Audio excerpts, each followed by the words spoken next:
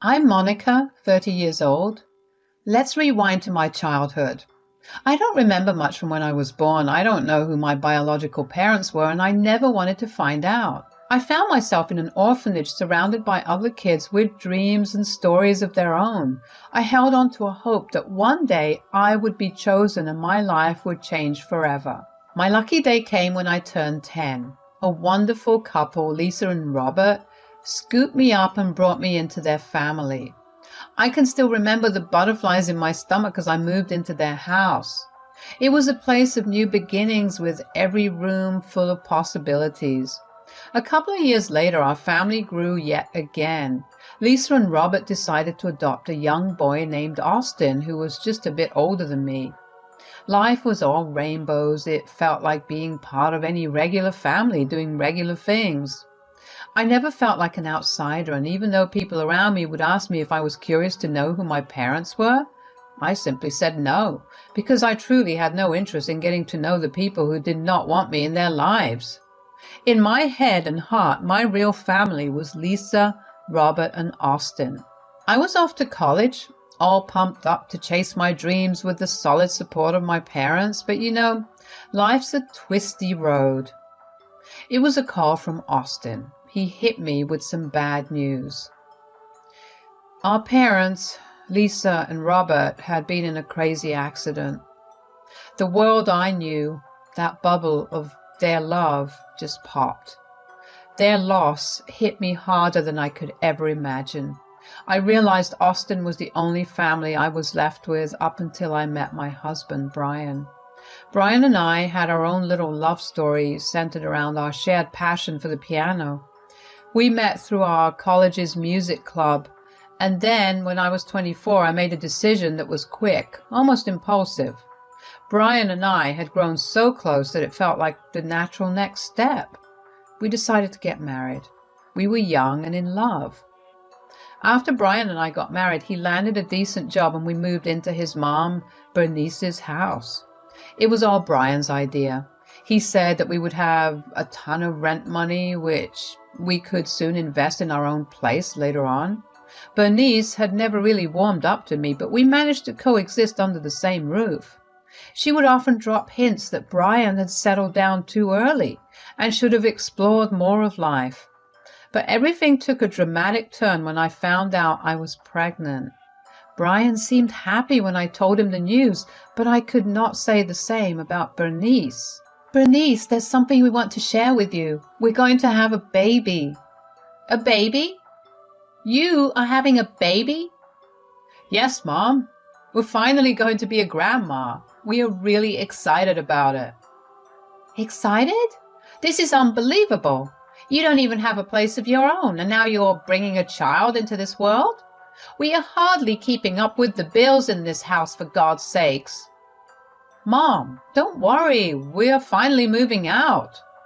We won't take up your space anymore. You know, Brian, before Monica came into your life, you were a bright student with so much potential. You had dreams, goals, and a future ahead of you. But now, you're going to be a dad and your life's been turned upside down. Mom, it's not that black and white. I still have dreams and I'm not giving up on them. My priorities have changed a bit. Priorities? What priorities, Brian? It seems like you have completely forgotten about me. I raised you when your dad left us. You brought this woman into my house, a woman whose own parents did not want her. And what happened to the ones who finally decided to take her in? Bad luck followed them. She ruins everything she touches. You just don't get it, Brian. She was probably looking for someone to rely on, and you walked right into it. Hundreds and thousands of women out there, and you choose the one no one wants. Bernice, why do you say so much about me? I have always been nothing but nice to you. I have wanted you to accept me as part of this family, but it seems like you are determined to see the worst in me. Mom, I think Monica is right. It's time for us to find our own place as soon as possible. Brian, well, he had always been the listener in his relationship with his mom, often staying silent and just taking in what she had to say. Brian and I set out to find a small apartment of our own. I should also mention that Lisa and Robert, my parents, had a will in place, and in it, they left me a significant sum of money. Half of that money was used for the purchase of our apartment, but here's the thing, it was under Brian's name. As time went on, things started to change. Brian received a well-deserved promotion at work, and with it came a significant bump in his income. He had always traveled a lot for work. It was clear that Brian had reached whatever Bernice referred to as his potential, and it seemed to give him a certain level of smug satisfaction. He was proud of his achievements, and I was genuinely happy for him. But there was something off about his behavior. It felt like he had been pumped up by his mom, and it was affecting our relationship. During those 9 months of pregnancy, Brian was not really around much due to his demanding work schedule. It left me with a lot of alone time, but it was not all bad. Sometimes Austin and his girlfriend Lorna would come to visit. Lorna and I hit it off, and we would have these fantastic girls' nights. We would watch cheesy movies, indulge in my pregnancy cravings, and just gossip. Time passed, and it was only about 2 weeks before my due date when Brian finally came home. It's good to have you back, especially with the baby almost here. Yeah, I'm glad to be here too, babe. I need to talk to you about something. What is it? Monica, I've been talking to Mom these last few months, and it seems like she's started to come to accept you and the baby. Do you think we should call her over for the birth? Really? That's a change. Well, if you think she's genuinely coming around and wants to be part of our lives, then yeah, Brian. It might be a good idea to have her there with us. About 2 weeks after our conversation, my water broke. And that's when the roller coaster ride of childbirth began. Let me tell you, it wasn't the smoothest journey. The labor pain hit hard, and I felt like I was in a pressure cooker about to blow. But then, things took a scary turn. It wasn't just a regular labor drama. Nope, we had some fetal stress and maternal hemorrhage happening at the same time. Talk about double trouble. The doctors went into overdrive to save both of us. The medical team decided to do an emergency C-section, and I was out like a light. When I finally came to my senses, I had this beautiful baby girl in my arms, and I named her Roxy. Brian and Bernice were nowhere to be found. I was shifted into a private room, and the doctors told me I needed to stay there for some time till I fully recovered. The trauma of that birth experience left me forever changed. I was so close to the edge, so close to losing it all, that it shook me to my core. The whole ordeal was pretty darn scary. Just when I was processing everything in my room, Brian and Bernice came in. Brian, where have you been? Did you take a look at our little girl? I finally decided on Roxy as her name. She looks like a little Roxy, and oh, she's got your nose. Monica, I've got some really bad news. The medical bills for childbirth are astronomical, and I don't think we can handle it. They want us to pay a huge sum, and God knows how many days you're going to spend in this room. That means nothing but more bills, and I just can't do it. Brian, what are we going to do? I mean, we can't just leave a massive bill unpaid. I have some of the money left from what my parents left me. That's not what I'm trying to say. This is a nightmare for me. My mom was right all along. I should have listened. I'm sorry, but we can't do anything. You should call Austin or someone to figure this out. We're leaving. What do you mean? Oh, what he means is he is finally seeing the light. I told him you would be nothing but trouble. Look, Monica, I've got a good position now, and if I pay for this, it's going to derail all my plans and dreams. I will not be able to get that fancy car I've been eyeing, and I won't be able to keep up with the lifestyle I want for myself. I can't sacrifice it. I'm leaving you. The apartment, you can stay there. Brian, We can find a way. We can work this out together. This is the daughter we are talking about. Well, your daughter. I don't want to get involved. I can't deal with this burden right now. I need to figure things out, and I don't want you or the baby to be part of that process. I'll let you know if I change my mind. Brian, you'll let me know if you change your mind, won't you? This is not some dinner I've asked you to come for. I can't believe you're leaving us like this. Do you even realize what I've been through? The emotional distress, the trauma of childbirth, and now you're just walking away, leaving me with this enormous bill? You need to understand, Monica, you are not our responsibility. Brian can do whatever he wants. Call your so-called brother or whoever, we don't care. Son, it's time for us to leave. Sure, Mom. Bye, Monica. So there I was, broken, abandoned, and drowning in bills. I cried my heart out for what felt like an eternity, feeling like my world had crumbled. But then I called Austin, my big brother. He was furious about the situation, but he was there for me, no questions asked, and he wasn't alone. Lorna was by his side as well, and they both stepped in to be my support system. I spent the next 10 days in the hospital recovering, while Austin and Lorna juggled everything else. They got me food and baby supplies, and most importantly, they got me through the darkest time in my life. When the day came for my discharge, I needed to deal with the huge hospital bill. It was a monster, and I did not know how I was going to tackle it. But there was Austin once again being the hero. He paid a whopping 75% of that bill, and I chipped in as much as I could. He took me to the house he and Lorna were living in, which, by the way, used to be our parents' place. It was part of the will, you see.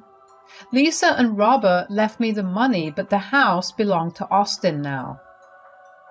You know, Monica, we could teach your husband and your mom-in-law a lesson they won't forget. Maybe even get your husband behind bars for deserting you like this. Austin, I appreciate your support, but I still hope that Brian will come to his senses someday. He is the father of Roxy after all, and despite everything, I don't want to give up on that possibility. I never really liked him, you know? Even from the start, he didn't seem right for you. It was all just so fast and sudden. Give her a break, babe. She just got back from the hospital. I know you've always had my back, Austin. It's just, I hope that someday Roxy can have a relationship with her father, and who knows, maybe people can change. Monica, whatever you decide, we are in this together. Monica, you know you're welcome to stay with us for as long as you want. This is your home, too. Absolutely, Monica. I work from home as a realtor, so I have my fair share of free time. We can all take care of Roxy together. You guys, I don't even know how to thank you. I was lost, and you both just saved me. I think I would like to say, this is where I need to be right now. So, there you have it. That chat with Austin and Lorna was like 4 years ago. Time flew by and a lot has happened since then. A year later, Brian asked me for a divorce. He had met someone new and it seemed like he had not changed a bit. It hurt, especially for Roxy. He did not seem to care much about his own daughter, which was heartbreaking. But life had other plans for me. I decided to focus on different things in life. I didn't want to start dating again or get caught up in all that drama. I had my sights set on my career. I had a business degree and it was time to put it to use. I sold the apartment I got in alimony and used the funds to kickstart my own business. Fast forward to now, and I'm doing pretty well. Well, let me be honest, I have been blessed beyond words. My little business turned out to be a big hit. With my new financial security, I was able to buy a beautiful home in the same neighborhood as Austin and Lorna. Talking about those two lovebirds, they also got hitched in the span of these last 4 years.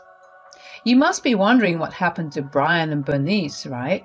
I was too. I mean, did Brian just waltz off into the sunset with the love of his life and live happily ever after? I had all these questions swirling around in my head, and honestly, I never got proper closure from the past. But about 2 months ago, my phone rang, and it was a call that changed everything. Hello, Monica, it's Bernice. I hope I'm not catching you at a bad time. Bernice? This is quite a surprise. What can I do for you? Well, I saw this article in the local magazine about your business and how well you're doing. I must admit, I was quite impressed. It just reminded me of you, and I thought I should call. Thank you, Bernice. I did not expect to hear from you after all these years. How is Roxy, by the way? Roxy's just fine. Thanks for asking. She's growing up fast. Monica, I was thinking maybe we should catch up. There are things I would like to talk to you about. Things from the past. All good intentions, dear. Don't worry. I'll think about it. I'll drop you a text on this number. All right, darling. Just try to give this old woman a chance to apologize. I couldn't help but feel confused. After all these years, why would Bernice suddenly want to reconnect to apologize? I wanted to get answers. It was a mystery that tugged at the edges of my mind. I decided to text her, and we agreed to meet at a cafe. Bernice, it's been a while. How have you been? Monica, I've been well. It's been quite a journey. I don't know if you've heard about Brian. He's living with his new wife now, and it seems like he's completely cut ties with me. I haven't heard from him in a while. I'm sorry to hear that, Bernice. It must be tough. Monica, I need to say this. I know I was not the best mother-in-law to you, and I said and did some hurtful things. And what happened at the hospital, I want to apologize for all of it. I'm on your team now. Bernice, I appreciate your honesty. I accept your apology. Thank you, Monica. That means more to me than you can imagine. But there is something else I need to talk to you about. What is it? You see, the old house, it's in really bad shape now. I wanted to buy a new one, but I'm in a tough spot financially. I was wondering if you could help me, just a little, to make it happen. You must be kidding me. You just wanted to talk to me into getting you a new house now that you know I'm doing well financially. It's not like that. I really don't have anyone to rely on. Here is the money for the food we ordered, but I won't be having it. I think I'll leave now. So there I was, heading home after that surreal meeting with Bernice. Her plea for help had left me chuckling and scheming, and I could not deny the thrill of a well-constructed plan. You see, I couldn't help but feel that Bernice had underestimated me, thinking she could manipulate me just like she did back in the day. But oh, how things had changed. I was a different person now, and I was ready to play the game. I couldn't help but laugh at the audacity of my own plan that I came up with. Some might call it petty, but I prefer to think of it as justice. The scheme was simple yet satisfying. I decided to have Bernice sell her old house with Lorna's assistance at a price that was a fraction of what it was worth. I would assure Bernice that I would help her buy a new house only to ghost her at the last moment. It might seem harsh, but after everything Bernice has put me through, it felt like a taste of her own medicine. So I texted Bernice again. I decided to take the high road, or at least pretend to, and told her I was sorry for my initial reaction. I assured her that I would help her with some funds to get the new house she wanted. I also mentioned that my sister-in-law Lorna was a realtor and a market expert who could assist her in setting the right price for her house. I told Lorna about the plan, and she was all in. So off we went to Bernice's place. Wow, being here brings back a lot of memories. Yeah, but I need new memories in a new place. Look at how worn out this house is. Well, Bernice, this is not official advice, but I'm sharing it because you're a friend of my husband's sister. To be honest, this house would not cost a penny more than $70,000. What? You must be kidding me. You see, the neighborhood is quite old and the house hasn't been well maintained. It would need a complete renovation and a total makeover. You would have to replace doors and windows and do a lot more. Do you have the funds for all that? I don't. Well, you can seek other opinions, but they'll probably tell you the same. It's quite the project. I had wanted to sell this place independently. It's your call now, Bernice. Well, I'm helping you out anyway, so we'll figure it out together. I couldn't believe how smoothly everything was going. She had put her house up for sale, and it seemed like a perfect match for someone looking for a good deal. In just 2 weeks, the house was sold. It was no surprise, given the affordable price she had set, and the buyers seemed more than happy to take it off her hands. During the same time, I had accompanied Bernice in her search for a new house. The audacity of it all was quite amusing. She was looking for houses in posh neighborhoods, bungalows, and more, all for herself. It was evident that her confidence was on the rise. We finally settled on a house, and I played my role to perfection. I assured Bernice that she didn't need to worry about a thing. I would take care of the new place, allowing her to focus on packing up her old house and making a smooth transition to her new home. When the time came, I even told her that I had paid for the house, ready to hand over all the paperwork on the day she moved in. She believed every word, and my little scheme was working perfectly. The day I had been waiting for finally arrived. It was the day Bernice had to shift to her new house, and I was sitting by my phone waiting for Bernice to call. And then she did. Monica, where are you? You said you would be here with the keys and paperwork and... Nope, Bernice. I didn't actually purchase that house. Seriously? I'm out here with a U-Haul truck full of my stuff and you're telling me you didn't buy the house? Well, Bernice, it hit me that I couldn't afford that place. It was a real hit to my bank account. What's the deal? I've got nowhere to crash and all my belongings are in the truck. You're not pulling my leg, are you? Remember when you left me high and dry with those hospital bills? I did try, just like you did back then, but sorry, I still can't be your savior. Unbelievable that you pulled this stunt. Well, call your son, check into a hotel, or figure something out. I'm not fazed. Oh, it looks like Roxy needs me now. Goodbye. I told Austin and Lorna about Bernice's situation, and we could not help but laugh our butts off. It was a moment of sweet revenge, but I guess we all need a bit of that from time to time. I don't really know what's become of Bernice or where she's living these days. Frankly, I don't care. I did to her what she did to me back then. I hope her son got the message as well, that they messed with the wrong woman. Maybe it was a tad petty, but hey, sometimes you have got to get your hands dirty to teach people a lesson. It's a wild world out there, and I'm just living my life, managing my business, and enjoying every moment with Roxy. She'll be starting kindergarten soon, and I can't wait to see the amazing person she's growing into.